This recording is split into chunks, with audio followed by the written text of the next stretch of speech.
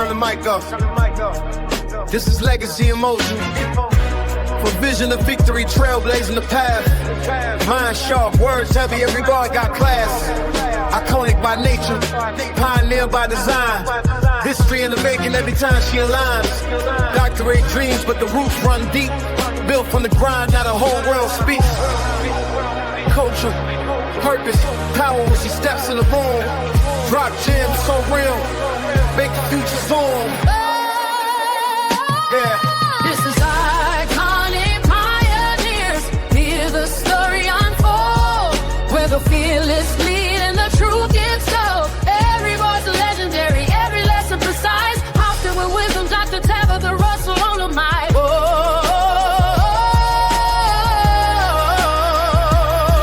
Press play. Stay ready. The movement starts now.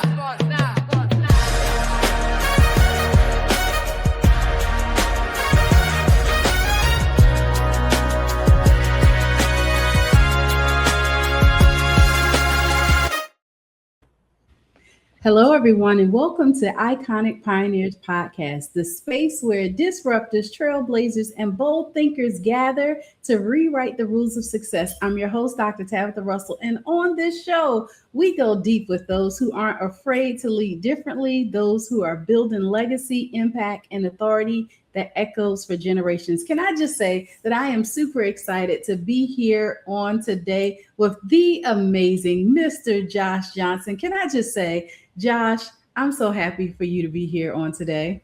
Well, thank you for having me on this little shoot with you, Tabatha. You know, we met down at the Rise Tour in Atlanta the first time and then just reconnected again in Raleigh. And I've been looking forward to it. So I'm excited to see what we get to talk about today.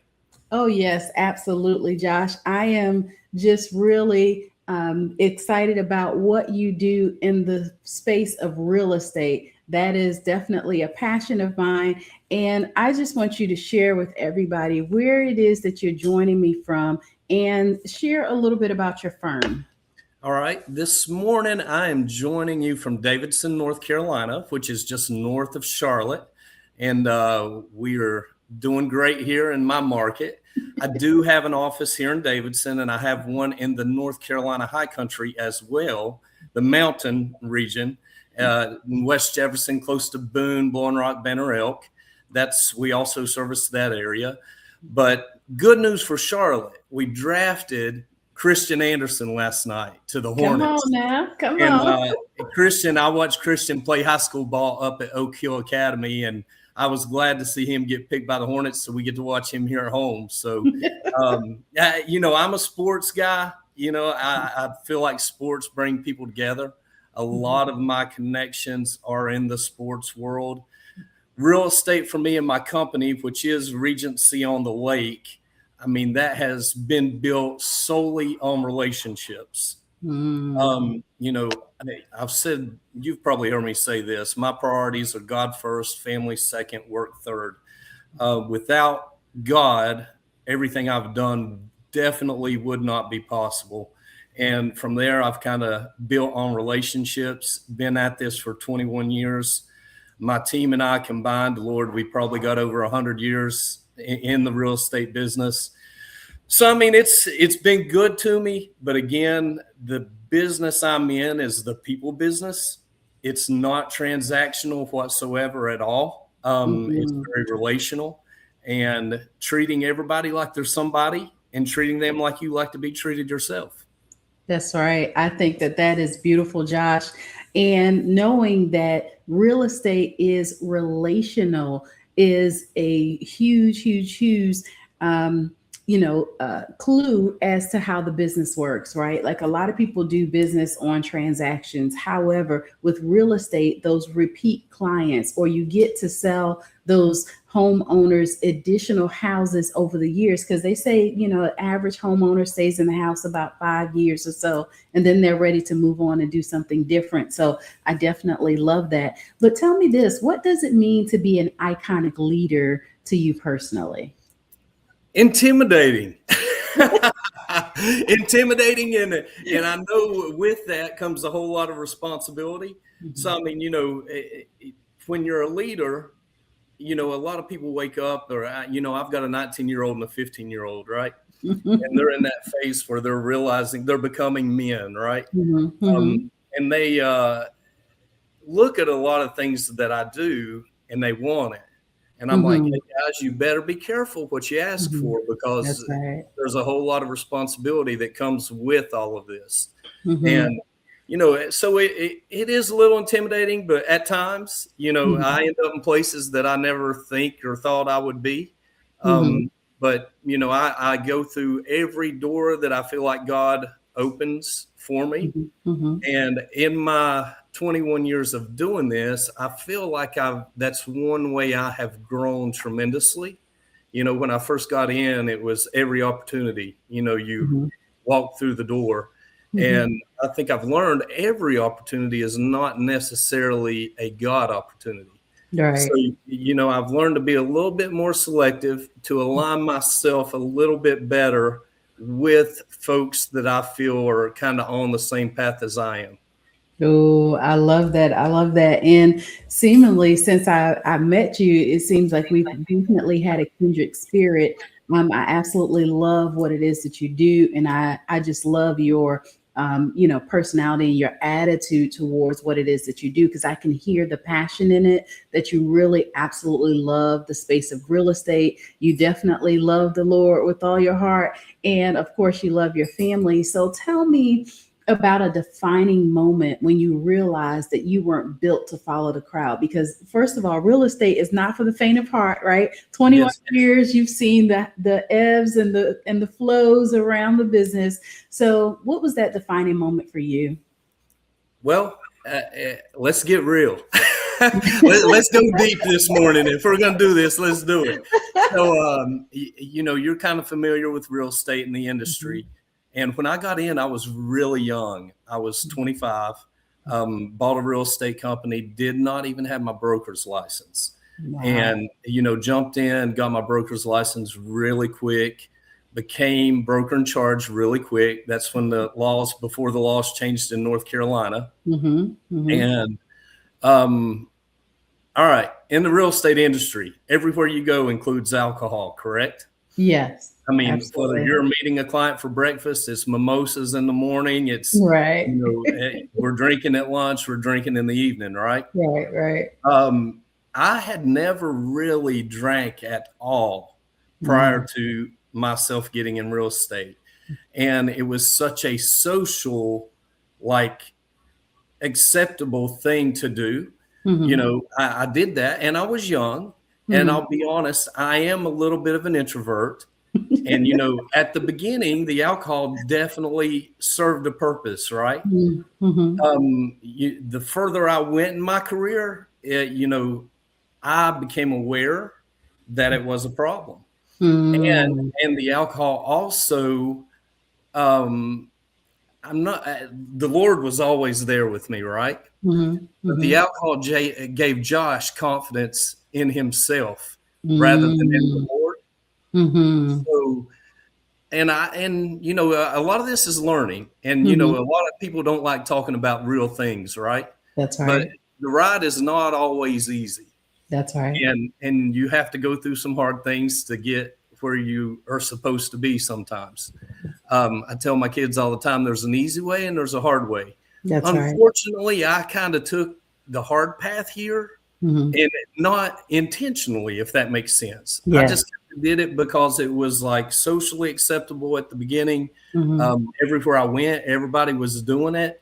And unfortunately for me, it became a problem. Gotcha. So, and it did kind of it didn't remove me from the Lord, but it hardened my heart. I said, it made me have more confidence in myself than I needed, versus realizing everything that was happening was because of him. Right. So, and I wish I could say that was like a quick process, but this is something about alcohol that I've learned too. I mean, if you have a problem like I had, sometimes it's not always quick and simple and, as fast as you want it to be. But and needless to say, I'm on the other side of that. And but that whole period of dealing with that is when, I kind of came to grips. And with that, people say, well, how do you do it? Or how did you do it? And it was honesty, openness, and willingness to change. And I told my wife, I said, now listen, I'm going to change. Because she was kind of like that little, what's the word, the correct term? You're a doctor, you'll know this. But like, she created the turning point. What the specific word? She was the catalyst. Yeah, the catalyst. She was the catalyst because she's like, Josh, the rest of the world is getting the best of you. And when you come home, you're not present and we're getting the worst of you. Wow. And I said, wow. I was like, I didn't think I was. And my justification for drinking always, I'm not hurting anybody other than Josh. And I thought, I'm still doing. I mean, clients that I still are clients of mine today. I mean, I tell them I quit drinking and they're like, man, we never even knew you really drank that much. I'm like, oh yeah, I drank more than you want to know about. Right. And it became an addiction. Let's be real. It was physical addiction and it was an issue. So during that whole process though, and I went to my wife and I said, hey, I'm going to do this no matter what it takes. I was like, but when I do this hard Josh that the world has kind of created, because real estate is a tough industry. It is. I'll be honest, it's dog eat dog if you get in that world pattern. Right? That's right. And I had got into that and I said, now listen, if I go back to old Josh, I'm like, if the Lord tells us to go to Zimbabwe, we're going. If the Lord tells us to go to Venezuela, we're going. If he says you're going to Argentina, we're going. Canada, wherever. And I was like, as long as you're along for the ride, I mean, I can change. I feel like I can change and I can do this. Yeah. And she's like, honey, I'm in with you. So let's do this thing. Yeah. And honestly, that's kind of how we ended up in Davidson, opening up this second office. Wow. Because we moved to Davidson in October of 2024, right after Hurricane Helene hit Western North Carolina. Gotcha. And I knew that Western North Carolina and the market up there was going to be slow, for a considerable amount of time during that recovery effort. And a lot of our clients that buy in Western North Carolina, they're from this Charlotte market, Lake Norman area, and they're buying second, third, fourth vacation homes, and they had begged me to open an office down here for years. And, all this transition and the storm, it was kind of like, people say all the time, the Lord's in the storm. Well, the Lord was in Hurricane Helene for the Johnson family and Regency on the Lake and everything that's happening and happened since. Wow. So, I mean, that is kind of deep and, there's a whole lot more, but that's a nutshell. Well, first of all, thank you for your transparency around that, because a lot of times people can see the writing on the wall and not always say, oh, okay, that's for me over there. Like that's my warning, or that's the thing that I need to work towards. But look at you now. It has so much, it has benefited you so much. So it is pretty awesome. So how do you balance the wealth, influence, and impact without sacrificing your authenticity? The authenticity comes natural for me. What I have to do as far as balance, as I mentioned, I was kind of introverted, especially as a child, and anxiety is a real thing. I was the kid in elementary school, like I could not eat in the cafeteria because it was too loud. I mean, I was the kid that was like covering his ears and crying just because, and I still have that to an extent. Like I do not like to eat in large groups. I don't know why. I can't explain it, but balancing things for me has been realizing who Josh is and not placing Josh in situations that create or make him uncomfortable. Right. Now, that's kind of, this is where the balance comes in, right? Because the Lord sometimes says, hey, you go do this. And you do, and he's got you. But before I would go, like I said, to everything. and a lot of those everythings were not his thing. So it's just kind of the balancing act has been becoming more self-aware, more in tune with his plan versus my plan, and letting him lead 110% instead of Josh taking the reins and running wild. Yeah. I think that's burnout is real. I mean, right. it is real, and that's kind of where I got with my whole thing. And real estate had became transactional rather than relational, and the alcohol I think contributed to that as well, because I did not really. It became more about making money than it did about serving people. And when who I am at a core is to serve the people I'm working with and to serve the communities that I'm a part of and help them in any way possible. So, I mean, just keeping my priorities straight is, like I said, God first, family second, work third. Come on now. That is awesome. Keeping those priorities straight is huge, especially in this day and time. So we lived in the Charlotte market for about 20 years or so over there in Harrisburg and absolutely loved it.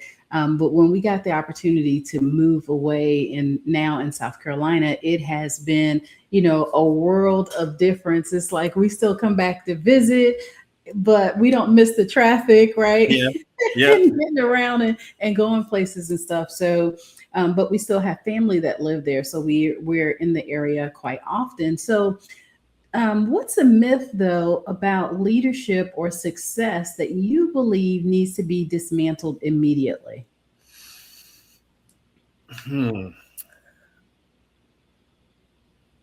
I think a lot of people think that leadership is easy and success is easy. And I mean, I just gave you one little snapshot of my personal life, how it's been a process. And I mean, that was a snapshot, but that was years. I mean, I'm going to say that's something that started once I got in real estate. And honestly, like it didn't come to a turning point until, really about 2.5 years ago. So, I mean, and now did I know it was an issue before then? Yes. Did I have all the answers and the help to and this is one of the issues, right? To address that? I did not. So, I mean, it was a process to get to that point. And, for me, leadership is, I think I say this all the time. You've got to surround yourself with winners and true leaders. If you don't, I mean, the people that are a part of your circle, they will either build you up or bring you down. That's right. And I have always, even in my struggles, I mean, I would be with winners every day. I mean, if I'm losing, I call 4 of them and I'm like, guys, get me on the path here. Tell me what I'm doing wrong. And being a true leader is being open-minded, willing to listen, take correction, and change. And, a lot of people like to listen a little bit. A lot of people like zero correction. And change is the hard one for me. I could do a lot of the previous things, but then I would want to say, that don't sound right to me. I don't think I'm going to do that. So, I mean, that's that hard-headedness in me that I guess I get from the Southern Appalachian Mountains, in my roots. So right. I had to kind of realize, hey man, your way isn't always the right way. And, it's a constant. Every day I wake up now and I'm like, what you got for me? And I'm asking the Lord that, right. What am I going to learn today? Who am I going to meet? What door is going to open? And, it doesn't happen overnight.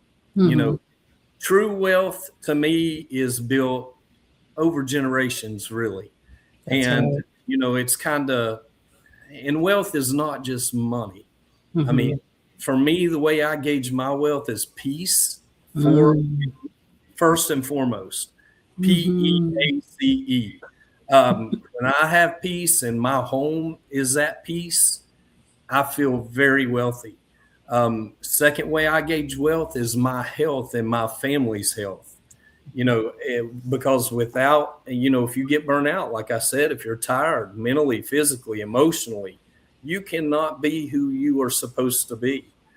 So, I mean, those things to me are way more important than any dollar or any, the zeros in my account are the least important. Let's put it that way. I love it. I love it. Well, I will say I too believe, just like you, that having a happy home is super important, having great health, and those are things that sometimes money cannot buy, right? Like money cannot buy you true happiness. It buy you a little bit, right? But that's only temporary. Mm-hmm. And so having that consistent way of building those relationships, that starts at home. You talked about being somewhat of an introvert. I tell people that I am an introvert with extrovertive tendencies, right? Mm-hmm. So I know how to jump out there and be okay, and then get back in my space, and I'm just as happy as a lark, right? So mm-hmm. I know for you, though, that your success have left a lot of clues over the years. 21 years later, you're still at it, and you're still as happy and as passionate about it. But what are some of the daily habits or rituals that keep you operating at an iconic level? Well, I named the one. What do you have for me today, Lord? Mm-hmm. That's a daily thing. And, I treat everyone, whether it be at a gas station or a grocery store or a fast food line, when I'm in between, meetings, I talk to everybody just like they're, the president of the United States. Mm-hmm. Because you never know the person that God will put in your life. I mean, I'll give an example here. I mean, I was at Club Champion, which is a golf store. Mm-hmm. For those folks that don't know, I mean, you go there and get golf clubs. I'm a big golfer, love to golf. It's been a huge part of my real estate business, golf with a lot of clients and a lot of guys that have introduced me to a lot of folks. But at Club Champion, getting fitted for a new driver, meet a guy there. We hit it off, connected. He said, "Hey, let's go to lunch." So we went to lunch, and next thing you know, he's introducing me to another guy who happens to be James Anderson, who's a 10-year NFL retired veteran, mm-hmm. played 6 years with the Panthers. And James and I hit it off. I tell him all the time, I'm like, man, we're brothers. I mean, mm-hmm. our first connection was the Lord, and just our heart and spirit. I mean, we both love to win. Mm-hmm. But like at the end of the day, it's God first and everything, family second. And then for him, it's football. For me, it's work, which he's retired now. But, I tell him, I'm like, we are brothers. We're connected for life. But James has introduced me to, Mike Tolbert, Steve Smith Sr., Trey Boston. I'm trying to think who else. I mean, all these guys that have played with the Panthers that I would have never met if it wouldn't have been for me doing what was good for Josh, because golf for Josh is a decompress. I love it. Mm-hmm. So I met him, through a connection I made at Club Champion.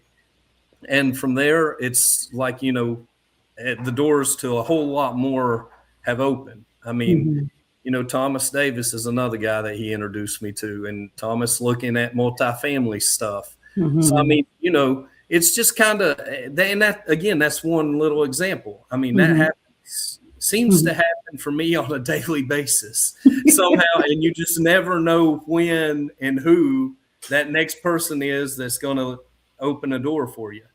Yeah. So, and it happens organically. It's not like and I tell people this all the time, when you go to a listing presentation or you meet with a buyer, I am so not your typical real estate broker. Mm. If you want, and I call it the smoke show. If you want the smoke show, the fancy listing presentation, the land in the driveway, I'm not your guy. Tabatha, you've had the privilege of seeing me in a suit 2 times. Yes. I don't wear a suit. The only time I ever wear a suit is a wedding or a funeral, typically. So, and I definitely don't wear high heels. So, I mean, you know, I have no smoke show. I show up, I'm very real. I'm like, guys, we can get on the internet right here. You can get the same information about the value of your home today that I can, you know, act like I spend a lot of time doing, you know, but we can have it in 30 seconds. Let's pop up Google and hit Zillow, Redfin, homes.com. I mean, we're going to have a CMA if you want to see one, right? Right. But at the end of the day, you've got to like me. I've got to like you. We've got to respect each other. And I tell people all the time, I'm like, what you are getting with me that I feel sets me apart is basically my network and the way that I, you know, have worked my business for 21 years. I mean, if I don't know a buyer right off, I guarantee you I know a guy that knows a guy that is a buyer, you know, or a lady. I mean, it's, you know, you know, and again, it goes back to how I would like to be treated. And that's how I treat everyone else. And, you know, the paperwork, the inspections, all the nuts and bolts of what make it work. Obviously, I handle that. But, you know, the difference is I think I'm way more personal than most brokers. And I mean, I've had brokers or clients that started with me as a client, ended up lifelong friends. I'll give one example. This guy called me about 2 months before Christmas one year, and he said, "Hey, Josh, I'm going to send your kids a Christmas present, but I needed to ask if it was okay." I was like, "You don't have to ask me that. You can send them a Christmas present." He said, "Oh, no, we need to have a conversation about this." And I said, "All right, what you got?" He said, "I'm going to send a couple horses to your kids." I was like, "Now, what are you talking about?" But he's like, "I've got a couple horses and you've got a farm." This is when we were in Western North Carolina. And he said, "You got a couple little cowboys and I think they do good with these horses, but you know, it's responsibility for you." And I said, "All right, go ahead and send it to them." So needless to say, one of the horses made it, one got sold. And then eventually the second one got sold because horses are expensive. Right. Yeah. But needless to say, that gentleman and his wife passed away. His children, who also became friends, one in Florida, one in California, as soon as all that transition happened, they called me. They were like, "Josh, you know, we met you. We like you. Mom and Dad thought the world of you. What can we do with the house?" Obviously, I helped them. I mean, clients may start as a client with me, but they end up, I mean, I'm still in contact with those folks and they're not, I mean, I have no motivation to be other than we're just friends, right? I mean, you know, and have connected and our lives have been brought together through real estate initially. But I mean, it went a lot deeper than that. That's right. So, I mean, you know, and those are the type of things that, you know, always lead to more for me. And again, you know, it's like I say, hey, that's what you get with me. You get a real guy, got real problems, got real work, got a real family. I mean, my wife and I argue. Tell me they don't like me. You know, it's like, if you want the real deal, that's who you get. That's but right. No I love that. No, I love it.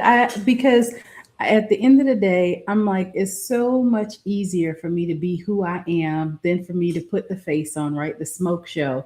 Yeah, you can get that. But at the end of the day, when I'm being who I am naturally, I don't have to put on. I don't have to feel like I have to do all of that extra stuff because it doesn't make a difference, right? Like when we were in Charlotte, for example, you talked about your golfing. Well, for my husband, for example, it was bowling. He bowled in Ron Rivera's bowling league and the Thomas Davis. He was, you know, they would be teammates and different things like that. So relationships, I believe, is everything, right? And you talked about the circle of friends that you have around you. I've always been told that you are the sum of your 5 closest friends that you have around you. And for you, having those relationships has been everything over the course of time. Just like you helped that one family, well, it definitely goes deeper, right? That to me is legacy, and legacy is more than wealth. So what legacy are you intentionally creating for generations to come? Because you talked about your young men that are coming up, they see you in the business, they see these, connections being made. What are you doing intentionally to set that up for them? I mean, a lot of that again is natural for me, and my kids are just now getting to the point to where I'm starting to see them emulate some things they've watched, for years. And one thing I've always done, and this gives me kind of the goosebumps, Holy Ghost chills, but like anytime, I mean, if I'm out and about, I mean, if we're at a grocery store and Lord says, hey, buy that person's groceries, I always ask, which my wife says is so weird. And I'm like, I just feel like that's a respect thing. So I'll be like, hey, is it all right if I buy your groceries? And if they say, yeah, and a lot of times they just start crying, Yeah. And they're like, oh, Lord, yeah, you can buy my groceries. But and it gets all emotional, right? Yeah. But, I mean, little things like that I've kind of done my whole life. In the communities I'm a part of, as I mentioned, I love, love, love giving back to anything that I feel like unites the community, right? I think that especially in this day and age, our country is so divided. It is. And I despise it. I mean, because we are all very fortunate to live in the best country in the world. That's right. And I can say that with confidence because I've been in 30 plus countries. And it really frustrates me when I hear folks say, oh, I'm going to leave America. I'm moving away because I don't like this. Yeah. I'm like, listen, folks, you can say that you're going to move away, but if you're going to a vacation spot somewhere outside of the country, yeah, it might be better, but I'm not sure you're going to have enough money to stay there and live there. Right. If you go to like a real place overseas, I mean, it's so different than we have so many luxuries in America that we take for granted every day. Right. And I mean, we have running water 24/7. We have power 24/7. I mean, we have vehicles to transport us 24/7. We have public transportation to move us if we don't have a vehicle 24/7. Right. I mean, we've got roads that are maintained. The worst roads you drive on, I don't know which is worse, South Carolina or North Carolina. They say South Carolina roads are worse, but I don't care how bad the road is. It's better than most roads overseas, right? That's right. That's right.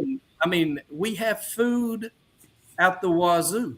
I mean, that's evident in most of us, even myself, because I'm a little overweight. But I mean, I'm like, let's unite. Let's find the things that bring us together. And, whether it be a nonprofit that's helping children in the community, whether it be like Davidson College. I'm a huge supporter of the athletics at Davidson College just because it brings the entire community together. That's and right. I love sports because that's what sports, in my opinion, do better than anything. I mean, you never go to a ball game and say, hey, you Republican or Democrat? Right. It's like, you black or white? You never hear that, right? Right. I mean, everybody's there to pull for their team and have fun. I mean, now I'm not saying you don't have those moments when fans get out of line, but, and for the most part, I feel like sports and anything community oriented. I mean, I sponsor concerts, in all of our towns that we're part of, and people come to music. I mean, music and the arts are doing great for that too. That's right. So all those things for my children, they've watched. And, and my 19-year-old the other day, he and my son ran to the grocery store and they didn't buy anybody's groceries, but they were coming out and there was a guy there that, was kind of down on his luck, and he was making walking sticks and selling them to, make money. My 19-year-old bought a walking stick, and, and he came home. He's like, Daddy, I bought this walking stick. I said, what do you need a walking stick for? He said, I didn't need a walking stick. The guy needed money. Yeah. And, that's kind of how I'm building it within my own house. I don't really, I think children learn more by watching than listening. They do. I can't really, I can tell them something 100 times and they ain't never going to get it. They can watch me do it one time and they're like, that's cool. And it like sinks in. Now, I'm not a psychologist. I'm not a doctor. I don't know why that is the way it is, but that's how it works in my house. Yeah. So, and the tone of voice you use with people, just the way you treat folks, like I say, I mean, your children definitely emulate that. As far as my company as a whole, I mean, as you can tell, and as you said, I'm passionate. I mean, I'm a winner. I mean, if I'm in the game, we're gonna win. I'm not going in this to lose. That's it. You're gonna beat me at everything. You're not gonna beat my work ethic. I mean, Come on. My team sees me. I mean, I'm humping, right? So I mean, we're going, and there's only one speed when it comes to getting stuff done for me, and that's go. So I'm the guy that shows up, and I'm like, let's go. No excuses. We're making it happen. Yeah, I love that. I love that. Having that solid work ethic and, really allowing your family to emulate a lot of the things that you do is so great. I tell our sons all the time, because we have 4 sons and a daughter. And we quite often like to say is that life has a way of being its own best teacher. You just have to learn from the lessons as you're going along the way. And so I love the pay it forward, how you just walk in and be like, hey, is it okay to pay for your groceries? Or, even your son buying the walking stick. He didn't need one, but he saw a need and he was able to meet that person right where they are. So I absolutely love that. So Josh, this has been absolutely amazing on today. For those who feel called to lead but question their power, what's your final message to them? Well, there's a scripture that comes to mind, automatically, and it's, I can do all things through Christ who strengthens me. And, if God calls you to do something, you can do it. There's absolutely no reason. I mean, I'm a country boy from the mountains of North Carolina. I mean, I grew up, in a small town. There was 50 kids in my graduating class. I was not the valedictorian. I like I said, I was a quiet guy, very introverted, traveled the world, traveled a lot of the country, been in rooms. I mean, the wildest experience I think I've ever had, I was sitting in San Francisco this February, earlier this year, sitting in a room with folks and 3 or 4 other guys, and Michael Strahan and Spike Lee walk in the door, sit down with us and chat it up. And I'm like, what in the world? I mean, I don't get starstruck much, but I mean, Michael Strahan, Spike Lee, I'm kind of like, first of all, Michael's smile is priceless. That's right. That's right. Spike Lee's just a character. I mean, and he looked just like he looked on TV that day in real life. I'm like, dude, this is you like day in, day out. Yeah. But I mean, you just never, I mean, who would have thought Josh Johnson, kid from the mountains of North Carolina, and I shared this in Atlanta, one black family in my county. And I mean, my African American circles are as large as my white circles, Asian circles now. And it's James is so funny. He's like, dude, you're the blackest white guy I know. And I'm like, I don't know how to take that, but I'll take it. I'm like, if that means we're brothers, we're brothers. That's right. But he's like, because I'll ask him, I'm like, what kind of room are we going into? Am I going to be the only white guy there? He's like, you probably won't be the only white guy there, but you'll be the best looking and the coolest white guy there. So, I mean, but God can use, and there's another scripture that comes to mind. He uses the small things, and to profound the wise. And honestly, I feel one of my middle names is Paul, and Paul means small. really go into that. And I mean, I think it's just, I kind of living testimony, I love it. I love it. I love your approach to most everything, right? You don't see color, you don't see obstacles, you just basically see people for who they are. And that's what I absolutely love and respect about you, is that you go in and you just love on everybody and you be yourself. And I think that is just really so awesome. So it has definitely been a pleasure to interview you, to talk about the business of real estate, as well as what you're setting up for your family, because I can definitely tell that you have a big heart and you're passionate about family, community, the Lord, definitely. So how is it that the audience can connect with you? Because I know that there's a lot of people that's looking for homes in the Charlotte market, as well as they're ready to, go and do some amazing things in the field of real estate. How can they connect with you? The easiest way, if you want to hit me on Instagram, obviously it seems like a lot of people do that, and LinkedIn nowadays. My Instagram is OG Josh Johnson. Obviously on LinkedIn, I'm Josh Johnson. And if you're old school and you still like to call people like me, you can get me on my phone number, 828-406-4495. And my company's website is onthelake.nc.com, and that's onthelake.nc.com. And, if you hit me up, I mean, there's nobody that I will not call back. Now, am I going to say it's a fit? It's not always a fit. I think I already kind of made that clear. But I mean, I feel like you can figure that out pretty quickly. But and Tabatha, about you, one thing I just want to say that I've loved about you from the first time I met you. And like I felt this like that first time, like you have this, what I call mama's heart.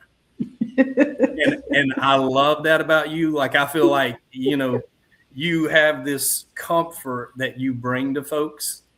And I mean, and it's kind of like some of the stuff is for me, I feel like it's innate. It's not even like something you try to do. That's but right. Like, I just want to, like, every time I see you, and I know it's not appropriate, but I just want to come hug you and be like, give me some love, mama. you know what I'm saying, right? Yeah. It's like you feel without you. I think you and I both have that, very empathetic. And you know where people are and what they're dealing with. And, and you're obviously a very successful person and a leader, and I respect you and look forward to continuing to get to know you and grow our relationship. That's right. Thank you so much, Josh. This has definitely been amazing. I look forward to us connecting, because I definitely love the space of real estate.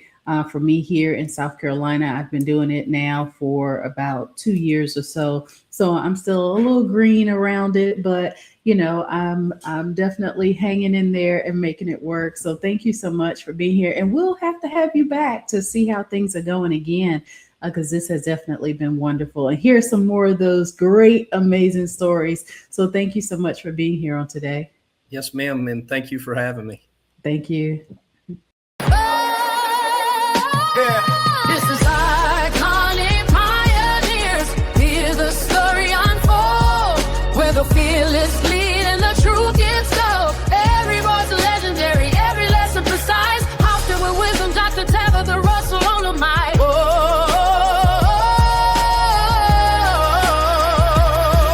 Press play.